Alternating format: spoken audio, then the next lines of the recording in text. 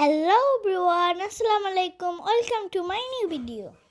ইংরেজিতে কথা বলার সময় আমাদের ফর ব্যবহার করতে হয়।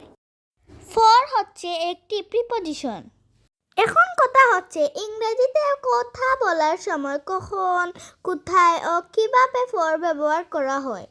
আজকে আমার এই ভিডিওটা দেখলে ফর এর ব্যবহার নিয়ে কোনো রকম কনফিউশন থাকবে না। So let's go. মূলত চারটি জায়গায় ফর ব্যবহার করা হয়: জন্য বোঝাতে, পক্ষে কথা বলার ক্ষেত্রে, বিনিময় বোঝাতে ও সাহায্য চাইতে ফর ব্যবহার করা হয়। এবার আসি ডিটেলসে।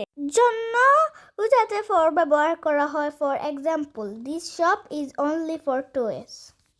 এই দোকানটি শুধু খেলনার জন্য। পক্ষে কথা বলার জন্য ফর ব্যবহার করা হয়, for example, he is speaking for his nation, অর্থাৎ সে তার রাষ্ট্রের পক্ষ হয়ে কথা বল। বিনিময় বোঝাতে ফর ব্যবহার করা হয়, for example, you will get a ticket for every 1000 টাকা।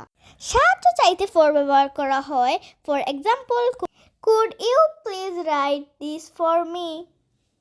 সো গাইস, আজকের ভিডিওটা ছিল এই পর্যন্ত। ভালো লাগলে লাইক, কমেন্ট, শেয়ার করে যাবেন।